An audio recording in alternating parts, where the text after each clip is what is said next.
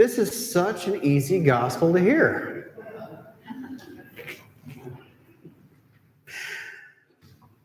I think for many years now, I have viewed this gospel as an opportunity to legalize the way in which I am right and everyone else is wrong.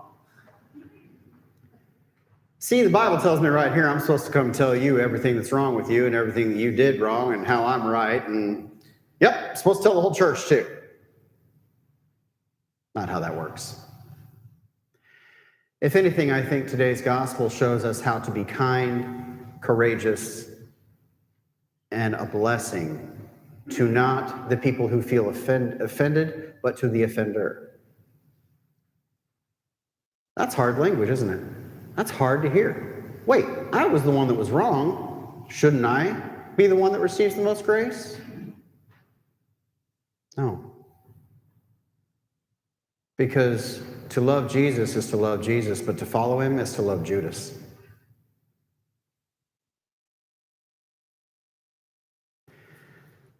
This gospel gives us many opportunities to seek out someone who has wronged us and to talk to them, doesn't it? First opportunity. Lance and I are good, by the way. Lance, you have done X that has made me feel this way. I'd like to talk about it. Lance just said no. Okay. As everyone loves, I'm going to now grab 3 other people and approach Lance. Because that's comfortable, right? Don't you all love that when you've done something wrong and then a gang of people walks up and says, hey, Lance, we got something to talk to you about. That's comfortable, right? Is it not comfortable? No, it's horrible. It's horrible. But that's the way the gospel wants us to do it, and so that's what we do. Then Lance isn't going to listen, and I swear, Lance is fine. He has not done anything wrong.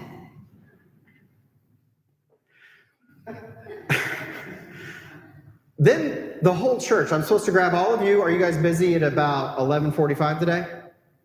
Because we're all going to go talk to Lance. Are you busy? Yeah, he's busy. So maybe some approach one another in love and charity and with grace to say, when you did this, I felt this way. Everybody who's ever been to theological school just cringed a little bit because there's a thing called CPE that I'll talk to you about later, and it's horrible. But when you did this, I felt this way. Yeah, we go to Facebook. Here's what I think about you, your mama, and everybody else. It's true. We don't treat people well. Somebody does something to us, we rarely have the courage to say the following words. I can see that I hurt you. How can I make this right? We rarely have the character to do that. Shouldn't we? Shouldn't we do that? Shouldn't we walk up to people that we hurt all the time and say, I'm sorry, or I don't know what's going on, but I feel like there might be something. Can we talk about it? If somebody in your life that you love hurts you, are you immediately writing them off? You're not, no. How many of you are parents in here? At least 7. At least 7 of you have had children. Good. So to you 7, I'll say this. Have you ever hurt your children unintentionally? Have your children ever hurt you unintentionally? Do you talk about it, or do you just decide you don't want to be in a relationship anymore? Well, you talk about it? We do? Ask my mom. Yeah, we do, because when I was 15 years old, I can't imagine I was that easy to get along with. Especially once I got a driver's license, apparently. But you were 35. It's not like you were all wise and sage either, right? I've been 35. I know how dumb we are. But you were great. You did the best you could, and you always came to me and said, I love you. I don't like you right now. Here's why.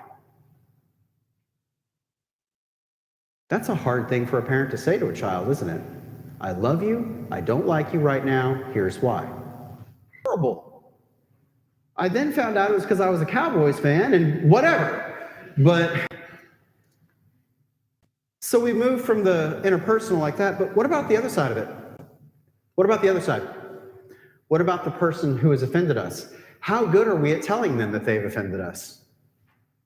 We pretty good at that, or do we just walk away? Do we give them the grace? Do we have the courage? Do we have the faith to walk up to someone and say, I don't really appreciate the way that we've been interacting lately. Here's what's going on, the way I see it. I'd love to hear the way you see it. Do we have that maturity, that spiritual maturity, that adultness to be able to do that, regardless of age? What about groups of people? Because in the church, we have never hurt anybody ever. You can laugh. Because we have. We don't mean to, but we have. So do we all band together and kick that person out? They can't be one of us. It's obviously all of us against them, so they're the ones that are wrong. You think that's the truth every time? Or do you think sometimes we live in an echo chamber where we want to hear our own voices and things with which we agree, and anybody who's against us is out? It's like we take that line from Paul and invert it. You see, it says, if God is with us, who can be against us? Not, if they are against us, then me and God are going to go kill them. That's not the way that goes. The truth is, we don't always like everything. We just don't. I'm not your favorite preacher, some of you. Father Dion is, and for good reason. I'm not your favorite priest. Father Dion is, and for good reason. Now, this is just some of you. Some of you let me be the favorite once in a while, please. I'm not the best son all the time, but I'm the only one you got. And I try. I could definitely be a better husband. I could be a better friend, not call you out in the middle of church for things you didn't do. But above all that, I could be a better Christian. Can you? Is there room in the world to realize that this isn't as helpful as this? That pointing out other people's problems and blaming other people for hurts starts here. It starts here. It says, tell me. Tell me when I've hurt you. Tell me when I've made a mistake. Give me grace. Allow me to try to make it right. I know that humanity is not great all the time, okay? I want to be very clear about that. I know that humanity is not great all the time. I'm saying it louder for the people in back. And I know that some situations are absolutely and unequivocally not redeemable. I understand that. And what I mean by not redeemable by Jesus Christ, because everything is redeemable with, being really sorry. I mean, forgiveness doesn't mean reconciliation, does it? Saying I forgive you does not mean we're going to go watch the Lakers game together next week. It means I'm unburdening my heart with this anger, and I'm unburdening you with your guilt, and together we're going to go and we're going to take communion, and we're going to be in community, and we don't have to be best friends to do that. This gospel is teaching us how to get along every day, not just when it's hard. It's teaching us the importance of fellowship above all else, of community and fellowship, because without that, we don't know each other. There is an unknowing going on in the United States of America and in the world because we refuse to see each other as different and allow it. We refuse to see other people's perspectives, especially in 2020, in 2016, in 2012, in 2008. Anybody want to guess what those years are? It's where we check boxes. We have lost the art of living in holy tension. And we have to reclaim it. Because Sunday in and Sunday out, I hear people say the same things. The church doesn't have as many young people in it anymore. Would you want to go to a church where you felt judged or lesser than? I don't. The church doesn't have people in their 40s coming in like they used to. Do you know how busy a 45-year-old man with 2 kids and a crazy job is? Do you know how busy a 45-year-old mother is with 2 kids and a crazy job? It's hard to be here. So when people come in the doors, we shouldn't look at them and say, here's the problem I have with you. We should say, thank God for you. I'm glad you're here. Welcome. Welcome home. I don't care if you come on Easter and Christmas. I'm just glad you're here.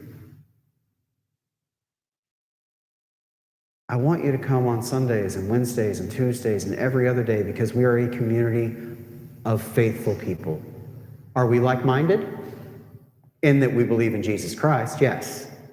Do we have differences beyond that? Oh God. Again, see Facebook.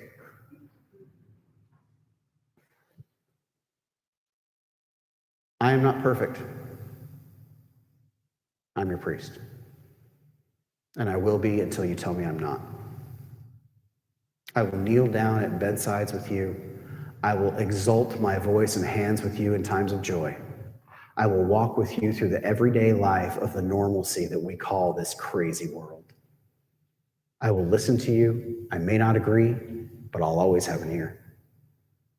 And I don't do that because I'm a priest. I do it because I'm a human Christian son of God. I have to ask, are you willing? Are you able? Can you be faithful? Can we all trust God enough to know that everyone's going to make mistakes? And the greatest grace we can ever give is to look them in the eye and say, I see you. You are beloved. And just like Judas, I love you too. If we can do that, we can do anything.